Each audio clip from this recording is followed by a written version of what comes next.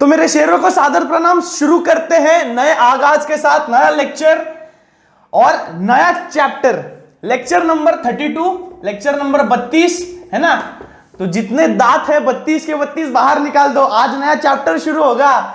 जितनी एक्साइटमेंट मुझे है, अगर मैं एक्साइटमेंट ट्रांसफर कर पाता तो आपको समझ में आता कि ये थर्मो है ना मुझे कितनी खुशी देता है।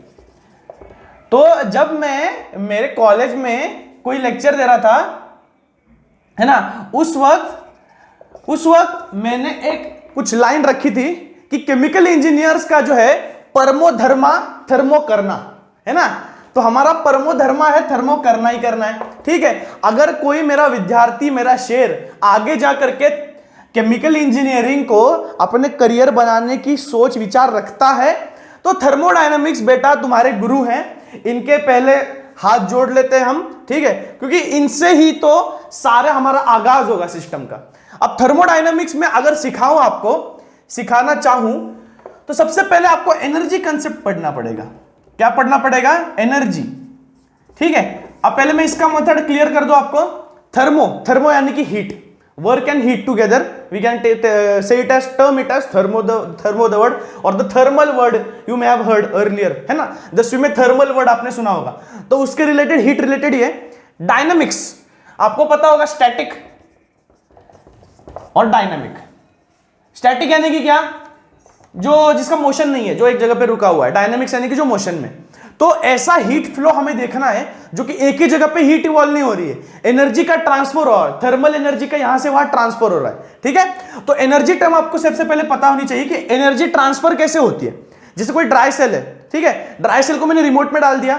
अब ड्राई सेल में जो केमिकल एनर्जी प्रोड्यूस हो रही है आयंस की वजह से, वो ट्रांसफर हो रही है फ्रॉम केमिकल टू इलेक्ट्रिकल, है ना।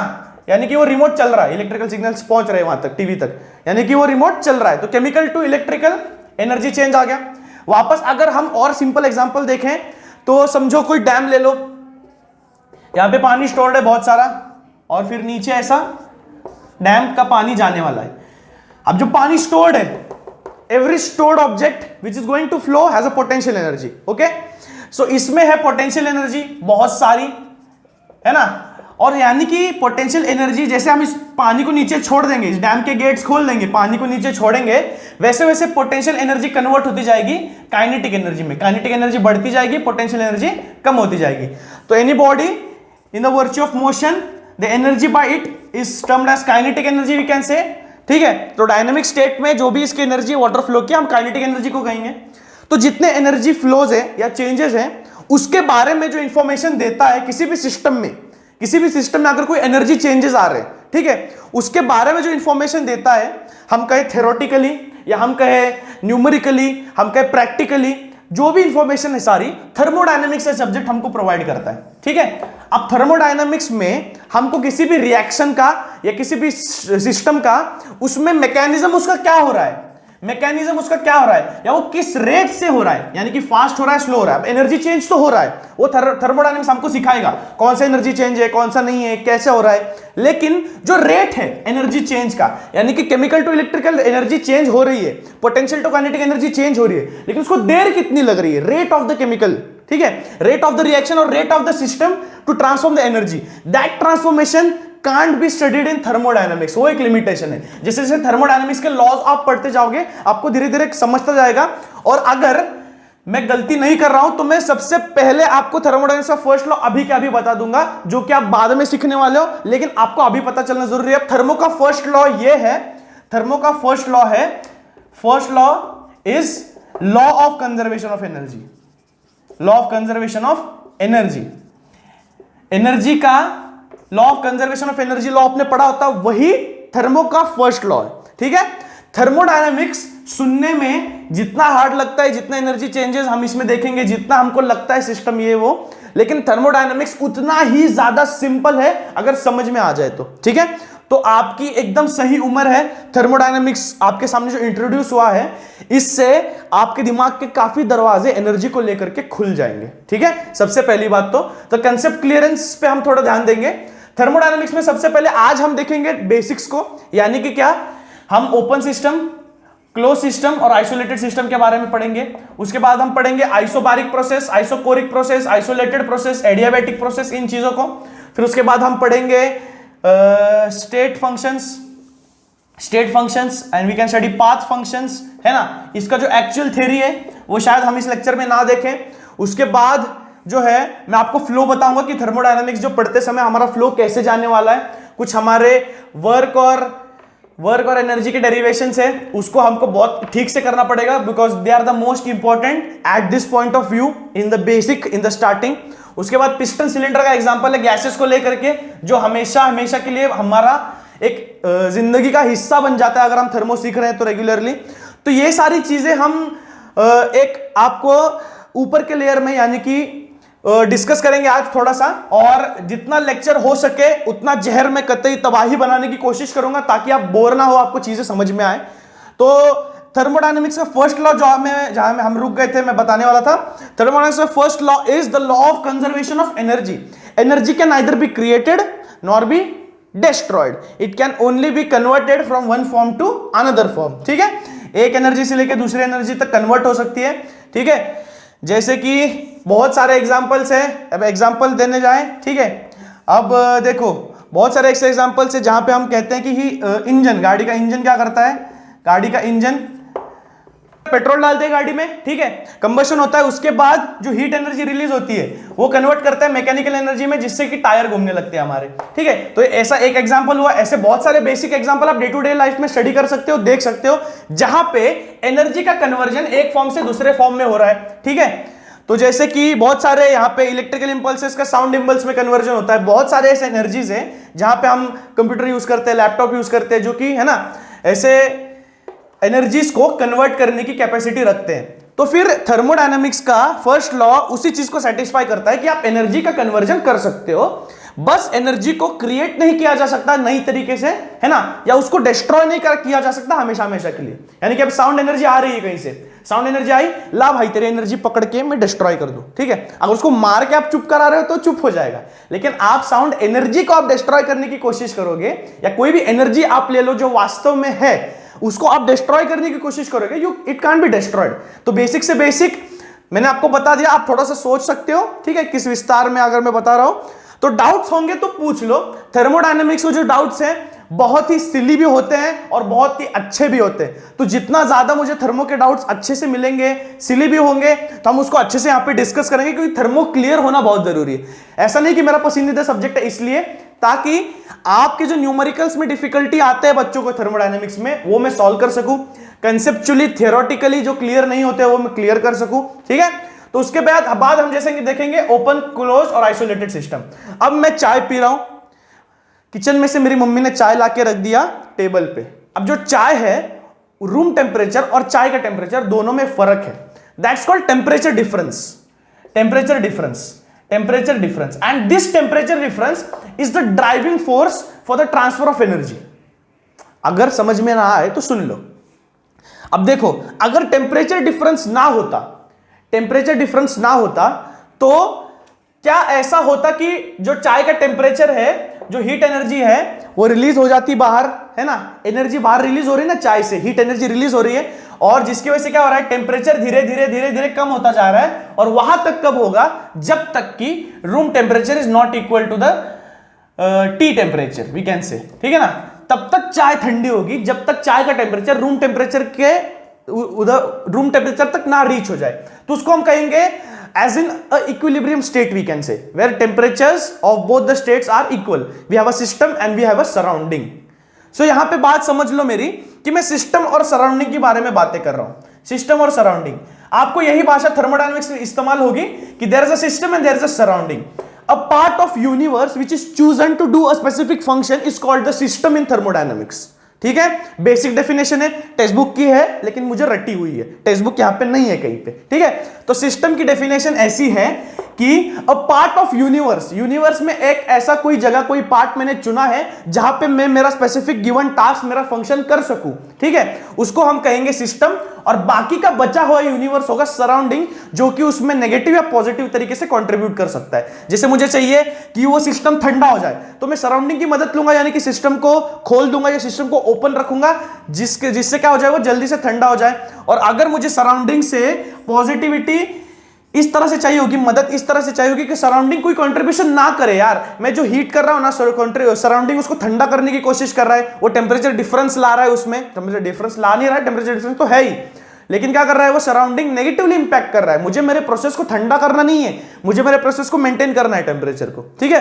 तो वो क्या कर रहा है, टेम्परेचर डिफरेंस जो है ना, उसको रीच करने की कोशिश कर रहा है। लेकिन अगर सराउंडिंग नेगेटिवली इंपैक्ट कर रहा है तो हम कहेंगे system is disturbing, surrounding is disturbing the system और इट इज नेगेटिवली इंपैक्टिंग। तो सिस्टम और सराउंडिंग, ये दो बेसिक शब्द हम इस्तेमाल करेंगे थर्मोडायनेमिक्स में। वापस एक बार दोहराता हूं, System is a part of universe which is chosen to do a specific function, and the remaining part of the universe which contributes in the system in positively or negative way, ठीक है, that is the surrounding। तो उसके बाद, उसके पश्चात हम देखेंगे open system, close system, isolated system. अब सिस्टम मैंने नाम लिया तो आपको अंदाज आ गया होगा। ओपन सिस्टम यानी कि क्या, जिसमें मैटर और एनर्जी दोनों ट्रांसफर हो सकते हैं।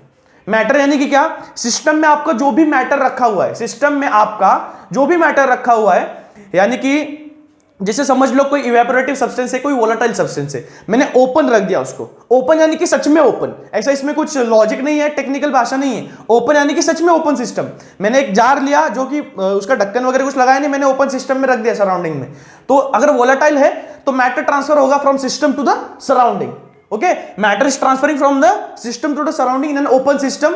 अगेन एनर्जी इज ट्रांसफरिंग, अगर वो गर्म है और वोलेटाइल है तो गर्मी भी, यानी कि उसकी हीट भी रिलीज होगी, जो कि रूम टेम्परेचर और सिस्टम का टेम्परेचर रीच होने तक, ठीक है। तो उस सिस्टम को हम बोलेंगे ओपन सिस्टम, जहां पे मैटर और एनर्जी दोनों ट्रांसफर होते हैं। क्लोज सिस्टम हम बोलेंगे कि मैंने चीजें ढकी हुई हैं। अगर वो इवेपोरेटिव है, वोलेटाइल है, अगर पानी को मैंने गर्म करके रख दिया और मैं चाहता हूं कि जो वेपर्स आ रहे हैं पानी के, उससे मेरा पानी का वाटर लॉस ना हो, तो मैं उसको ढक दूंगा। सबसे पहली बात तो जो भी वेपर्स है वो कंडेंस होकर फिर लिक्विड में गिरने लगेंगे, ठीक है। So in that thing the matter is not available to the surrounding, ठीक है। मैटर जो है वो सराउंडिंग में जा नहीं रहा है, मैटर सराउंडिंग में नहीं जा रहा है, लेकिन एनर्जी ट्रांसफर है। So the thing in which open में हम कहेंगे matter and energy transfer available allowed, यहां पे ओनली एनर्जी ट्रांसफर, और यहां पे नॉर मैटर नॉर एनर्जी, ना एनर्जी बाहर जा रही है ना मैटर, एकदम आइसोलेटेड। आप ले लो थर्मस ले लो, परफेक्ट एग्जांपल है। अब किसी चीज का भी परफेक्ट ऐसा कोई कंडीशन नहीं बना, ऐसा इंस्ट्रूमेंट नहीं बना जो कि सराउंडिंग से सिस्टम को एकदम परे कर दे, एकदम आइसोलेट कर दे। 100% ऐसा कोई इंस्ट्रूमेंट बना ही नहीं है जो ऐसी दीवार खड़ी कर दे बीच में कि सिस्टम छू ना पाए उसको और सराउंडिंग उसको छू ना पाए, ठीक है। जब अकबर ने, है ना, अकबर ने अलग कर दिया था सलीम और अनारकली को, जो दीवार खड़ी कर दी थी बीच में, चुनवा दिया था अनारकली को। So the Anarkali was the system, was an isolated system, was in an isolated system. Salim wanted to find her but he couldn't because the दीवार was cemented, मतलब कि चुनवा दी गई थी भाई। अब चुनवाना यार थोड़ा सोचना पड़ेगा, लेक्चर दे रहा हूं तो पॉज करके मैं सोच भी सकता हूं, लेकिन लेक्चर शुरू है, ऋषि सर ने कहा है कि शुरू ही रखो, जो बच्चों से कहना है ओपनली कहो, ओपन बिहेवियर रखो। तो ओपन में हमने देख लिया मैटर और एनर्जी का ट्रांसफर, यहां पे देख लिया एनर्जी का ट्रांसफर, यहां पर मैटर भी नहीं, एनर्जी भी नहीं, यानी कि एकदम आइसोलेटेड। जैसे कोई एक्टर होता है, मुझे एक्टिंग करनी है, जैसे हमारे नवाज भाई जब एक्टिंग करते हैं ना, तो या कोई मेथड एक्टर देख लो आप, कि वो जैसे पद्मावत में रणवीर सिंह ने खुद को इतना आइसोलेट कर दिया था बाकी सराउंडिंग से, ताकि उस रोल में वो घुस सके, अंदर जा सके, ताकि ऑडियंस को दिख सके कि सही में मैं अलाउद्दीन खिलजी हूं। अगर मुझे समझना है तो सराउंडिंग से मुझे 2-3 महीने मैं अंदर रहूंगा किसी बंद कमरे में, और वही बातें मैं पढ़ता रहूंगा और समझता रहूंगा कि मैं राजा हूं। तब जाके बाहर आओगे तो रियल एक्टिंग निकलेगी भाई, ठीक है। तो कतई जहर वाली एक्टिंग हमको वहां देखने को मिली। तो अगर ऐसा कहूंगा कि मैं ऐसा कोई इंस्ट्रूमेंट बनाऊं जो कि मेरे सिस्टम को सराउंडिंग से परे कर सके, तो बहुत सारे ऐसे प्रोसेसेस है जो कि 100% एफिशिएंसी पे वर्क करेंगे, लेकिन ऐसा कोई इंस्ट्रूमेंट नहीं है। मैटर और एनर्जी ट्रांसफर तो एक टाइम तक नहीं होता है, लेकिन थोड़े टाइम के बाद थोड़ा सा थर्मस भी, उसके अंदर का पानी थोड़ा ठंडा हो जाता है। 8 घंटे के लिए चाहे हम पकड़ लें, पानी ठंडा नहीं हो रहा है उसमें का, वही टेम्परेचर है, लेकिन थोड़ी देर बाद वो टेम्परेचर क्या होता है, घटता रहता है. सो in isolated system which is not 100% efficient, we can say matter and energy both are non transferable to the surrounding. ये सब बेसिक है, ये सब आसान से समझ में आ जाता होगा. तो पहला लेक्चर यही है. पहला लेक्चर लगेगा यार थर्मो तो बहुत अच्छा है, तबाही है, कतई जहर है, और जहर तो है ही, ठीक है, लेकिन जब जहर कड़वा लगेगा ना, तो जहर तो कड़वा होता ही है, धीरे धीरे जब चढ़ेगा नसों में तो कड़वा लगेगा. तो मेरे बच्चों, मेरे शेरों, है ना, कड़वा जहर है ना, तो मैं थोड़ी उसमें आइसक्रीम डाल डाल के आपको खिलाऊंगा धीरे धीरे, जितना मुझसे हो सके, ठीक है, ताकि आपको अच्छा लगे. जैसे माँ होती है, करेले की सब्जी बनी होती है, बेटा खा ले, रोटी में रैप करके दे दूंगी तो कड़वा नहीं लगेगा, ज्यादा रोटी का टेस्ट लगेगा. तो ऐसे ही थर्मोडायनामिक्स से ये करेला है भैया, स्टार्टिंग में बनाऊंगा जब अच्छा लगेगा कि यार करेला तो कड़वा नहीं होता, क्योंकि रोटी उसमें रैप्ड होती है. जब रोटी को मैं खोलूंगा, करेला जब मुंह में लगेगा, तो जबान को जो आएगा ना झटका, तो वो झटके के साथ हम थर्मोडायनामिक्स को सब सीखेंगे, ठीक है. थोड़े चैलेंजेस भी होने चाहिए लाइफ में. अब हम देखेंगे कि थर्मोडायनामिक्स में ऐसी कुछ चीजें हैं जो कि आपको जाननी बहुत जरूरी है. अब देखो, थर्मोडायनामिक्स में अगर मैं कहूंगा कि रिवर्सिबल और इरिवर्सिबल प्रोसेसेस इन थर्मोडायनामिक्स, ये थोड़ा सा जल्दी हो रहा है आपके लिए, लेकिन आप समझ लोगे, ठीक है. रिवर्सिबल और इरिवर्सिबल, एक अच्छा सा एग्जांपल ले लेते हैं, नहीं तो हम क्या करेंगे, रिवर्सिबल इरिवर्सिबल का मैं इंट्रोडक्शन दे देता हूं एग्जांपल के साथ. मैं आपको अगले लेक्चर में पढ़ाऊंगा, क्योंकि जब मैं एग्जांपल देने लगता हूं ना, तो मैं टाइम नहीं देखता, मैं स्टोरेज नहीं देखता, ये सब, ठीक है. तो मैं एग्जांपल लेने लगूंगा ना, तो इंसान, आदमी, ये वो, बच्चे बच्चे सब आ जाएंगे, खिलौने आ जाएंगे, उसमें बहुत सारा अच्छा से मैं पिक्चर बना करके आपको दिखाता हूं. तो रिवर्सिबल इरिवर्सिबल का मैं एक आपको बस इंट्रोडक्शन दे दूंगा. रिवर्सिबल इरिवर्सिबल में है क्या, इसमें केमिकल रिएक्शन नहीं है जो मैं बता रहा था, रिवर्सिबल इरिवर्सिबल, जैसे C+O2 ये बनता है CO2, तो CO2 वापस ये होके C+O2 भी बना सकता है, ये है रिवर्सिबल. ये इरिवर्सिबल यानी कि जो वापस नहीं आ सकता. यहाँ पे रिवर्सिबल का यही कंसेप्ट है, लेकिन थोड़े से अलग सिस्टम में. हमारे पास एक गैस है और यहाँ पे एक पिस्टन का अरेंजमेंट है ना. जैसे जैसे गैस को कंप्रेस करता जाऊंगा, मैं वेट ऐड करते जाऊंगा, वैसे वैसे गैस कम ये हो. तो थोड़ा सा इस एग्जांपल को हम बाद में देखेंगे. पहले उसके बाद हम देख लेंगे isolated system, isochoric process, sorry isolated process, isochoric, isobaric और एडियाबैटिक. अब देखो, इसका जो तर्क लगाना है हमको, क्या लगाना है, तर्क, वो इस तरह से है कि प्रेशर को गिनते हैं बार में. तो आइसोबैरिक अगर मैं कह रहा हूं, तो यहां पे इस सिस्टम में मैं प्रेशर को कांस्टेंट रखने की कोशिश कर रहा हूं, यानी कुछ भी हो जाए प्रेशर हमारा कांस्टेंट ही रहेगा, ठीक है. तो आइसोबैरिक प्रोसेस ऐसी प्रोसेस है जहां पे मैं प्रेशर कांस्टेंट रख करके टेम्परेचर वॉल्यूम में चेंजेस कर सकता हूं, ठीक है. मेन 3 प्रॉपर्टीज है आपकी, प्रेशर, टेम्परेचर और वॉल्यूम. इसमें इन तीनों में से एनर्जी चेंजेस होते रहते हैं. और कसम से मेरी बात समझ लो, प्रेशर, टेम्परेचर और वॉल्यूम, इन तीनों ने ना, ये तीनों शनि है मेरी जिंदगी के, क्योंकि इन्होंने थर्मो को पूरा घेर के रखा हुआ है. तो प्रेशर, टेम्परेचर, वॉल्यूम, अगर कंसेप्ट आपके क्लियर होंगे, क्लियर ही होंगे, ठीक है, तो अच्छी बात है. इसमें अगर आइसोबारिक सिस्टम में मैं कहूं कि प्रेशर अगर कांस्टेंट है, so this can be termed as an isobaric system. याद कैसे रखना है, मैंने शुरुआत में बता दिया. प्रेशर को आप मेजर करते हैं बार में, तो आइसोबैरिक हम कह सकते हैं where pressure is constant. Isochoric हम कहते हैं volume is constant. In that system, when the process is happening, the volume of the system is constant. If I take a 1 liter for the system will remain 1 liter. The pressure changes, pressure can be applied, changed, the temperature changes can be done, but the volume will be constant. Now isolated, or I can say, तो isolated नहीं है, actually है isothermal process और adiabatic process. Isothermal में temperature constant रहता है, temperature constant रहता है. यानी कि क्या, आइसोथर्मल मैंने प्रोसेस ले ली, यानी कि टेम्परेचर में कांस्टेंट रखता हूं, 60 डिग्री सेल्सियस ही रख रहा हूं टेम्परेचर उसमें. और अगर वो रिएक्शन होती है एक्सोथर्मिक, तो क्या होगा, हीट ट्रांसफर होगी सराउंडिंग को, लेकिन टेम्परेचर कांस्टेंट ही रहेगा. आप बोलोगे प्रतीक सर, लेकिन आप हो रहा क्या है कि एक्सोथर्मिक प्रोसेस में हीट रिलीज हो रही है, और हीट और टेम्परेचर भाई है.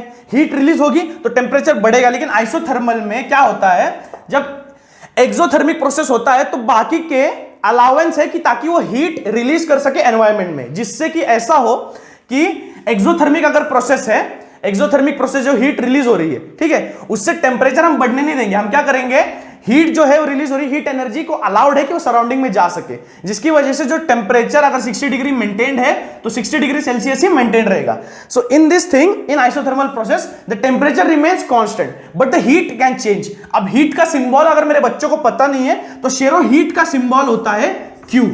हीट को हम क्यू के सिंबल से हम नवाजा जाता है हीट को, क्योंकि बहुत अच्छी एनर्जी है, बहुत सालों बाद हीट को अपनी, है ना, हीट को अपना क्रेडिट मिला कि भाई मैं भी एक एनर्जी हूं, मैं भी एग्जिस्ट करता हूं। तो बहुत दिनों बाद हीट को जब उसके एग्जिस्टेंस का पता लगा, साइंटिस्ट को हीट के एग्जिस्टेंस का पता लगा, तो हीट एक एनर्जी है, बाद में डिराइव किया गया। सो ये क्यू जो है ये सिंबल है हीट का, ठीक है। तो इसमें आइसोथर्मल प्रोसेस में T is constant but heat can not be constant, heat can increase और decrease according to process taking place in the system. अगर एक्सोथर्मिक प्रोसेस है हीट रिलीज हो रही है, एंडोथर्मिक प्रोसेस है तो क्या हो रहा है, हीट वहां पे डिक्रीज हो रही है, यानी कि हीट लग रही है उस रिएक्शन को होने के लिए, ठीक है। एडियाबैटिक में हम देखेंगे heat is constant, heat is constant, the temperature changes can happen, temperature can change, temperature can be increase, temperature can be decrease but the heat remains constant in the system. ये थोड़ा सा confusing है, इसीलिए isolated isothermal में और adiabatic में बच्चों को थोड़ा कंफ्यूज होता ही है, क्योंकि दोनों जो है एक में हीट है एक में टेम्परेचर है, लेकिन भैया समझो दोनों अलग अलग हैं, दोनों जो है अलग अलग है। यहां पे मैं क्या बोल रहा हूं, मैं ऐसी सुविधा कर रहा हूं, अगर यहां पे हीट बढ़ जा रही है तो उससे टेम्परेचर में बढ़ने नहीं दे रहा हूं, मैं क्या कर रहा हूं, हीट को बाहर अलाउड रख रहा हूं कि हीट बाहर जा सके।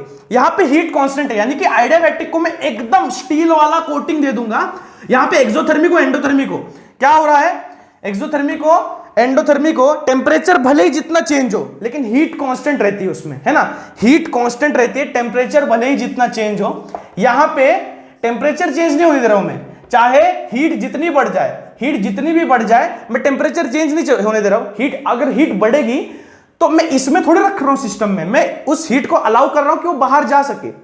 तो हीट बढ़ रही है लेकिन हीट चेंज हो रही है, घट रही है, बढ़ रही है, लेकिन क्या है, टेम्परेचर कांस्टेंट है। यहां पे एडियाबैटिक में देख सकता हूं मैं कि टेम्परेचर चेंज हो सकता है, टेम्परेचर चेंज हो सकता है, लेकिन हीट जो है वो कांस्टेंट है, हीट जो है वो कांस्टेंट रखूंगा मैं, टेम्परेचर जितना चाहे चेंज हो सके। अब क्या हो रहा है, हीट अगर इसमें प्रोड्यूस भी हो रही है तो मैं क्या कर रहा हूं, जितनी मुझे हीट चाहिए किलो जूल्स में या जूल्स में उतनी मैं हीट रख रहा हूं इसमें, और टेम्परेचर मेरा 120, 100, कभी 60, कभी वापस 120, ऐसे बढ़ रहा घट रहा है टेम्परेचर, लेकिन हीट जो है वो मैं कांस्टेंट रखने की कोशिश कर रहा हूं। समझो मुझे टारगेट है कि 200 किलो जूल्स की हीट मुझे कांस्टेंट रखनी है, तो मैं उसको इतना ही रख रहा हूं, ठीक है। तो यहां पे एडियाबैटिक में आप देख सकते हो कि हीट कांस्टेंट है। अगले लेक्चर में मैं बहुत और थोड़ा अच्छा एग्जांपल इजी वाला आपको सोच करके आपको बताने की कोशिश करूंगा, आपको नहीं समझ में आ रहा तो, क्योंकि मुझे पता है ये जो प्रोसेस है ना, आइसोकोरिक आइसोबारिक ये समझ में आ जाते हैं, आइसोथर्मल भी एक पॉइंट पे आ जाता है, लेकिन आइसोथर्मल एडियाबैटिक में जब कंपैरिजन आता है ना तो हीट टेम्परेचर में थोड़े से डिफरेंसेस आ ही जाते हैं, ठीक है। तो यहां पे मैं जितना अच्छा हो सके आपको एग्जांपल लेकर के आऊंगा। फिलहाल के लिए आप समझ लो, isothermal temperature is constant, heat can change, adiabatic heat is constant, तो temperature changes can happen. So this was the basic introduction of thermodynamics if we can say, ठीक है। आगे जा करके यानी कि अगले लेक्चर में हम देखेंगे थोड़ा वर्क प्रेशर का डेरिवेशन देखेंगे, ठीक है। उसके बाद हम देखेंगे कि थर्मोडायनेमिक में अगर किसी सिस्टम में टेम्परेचर, प्रेशर और वॉल्यूम ये तीनों कंस्ट्रेंट्स चेंज होते हैं तो स्टेट फंक्शन क्या है और पाथ फंक्शन क्या है, इन चीजों को हम देखेंगे, ठीक है। थोड़ा सा पढ़ के आओ, रीड करके आओ, जो आज मैं पढ़ा रहा हूं यही सब दिया है, सिमिलैरिटीज हैं, ठीक है। थोड़ा आगे का भी मैंने सिखा दिया है, लेकिन आप ये सब रीड करके जरूर आना, ठीक है। उसके बाद रिवर्सिबल इरिवर्सिबल अच्छे से एग्जांपल के साथ देखेंगे हम। आज का लेक्चर छोटा ही, लेकिन it was a worth it कि आपको चीजें समझ में आ गई है तो बहुत अच्छी बात है। तो गाइस फिर थर्मोडायनामिक्स का इंट्रोडक्शन ये था। जितने भी बच्चे हैं, जितने भी मेरे छात्र हैं, ठीक है, थर्मोडायनामिक्स का अगर कंसेप्ट क्लियर नहीं, अगर आप 11th स्टैंडर्ड में भी हो तो प्लीज ये बेसिक लेक्चर देख लो। जितने आपके भाई बहन अगर 11th में होंगे तो इस लेक्चर को जरूर ज्यादा से ज्यादा शेयर कीजिएगा, ठीक है, क्योंकि थर्मोडायनामिक्स जो है ना वो बहुत आपके लिए एसेंशियल है, जरूरी भी है, और आपको इंटरेस्ट है एनर्जी वाली चीजों में तो बहुत जरूरी है गाइस, और बेसिकली इजी भी है। और उससे ज्यादा अच्छे वाली बात कि मैं आपको पढ़ा रहा हूं, ठीक है। तो मैं साथ में हूं तो कोई दिक्कत की बात नहीं है, साथ में चलेंगे। और थर्मोडायनामिक्स को सबसे इंपॉर्टेंट हम कह सकते हैं इनऑर्गेनिक केमिस्ट्री का पार्ट थर्मोडायनामिक्स, ठीक है। तो शेरो अगले लेक्चर में जरूर मिलते हैं। नोटिफिकेशन बेल आइकन को प्रेस कर दीजिए मेरे अगले लेक्चर जानने के लिए। लाइक शेयर सब्सक्राइब करिए, डाउट्स हो तो कमेंट सेक्शन में पूछिए, या टेलीग्राम चैनल पे आप मुझे पिंग कर देना, वहां पे मिलता हूं, ठीक है। तो तब तक के लिए गुड बाय।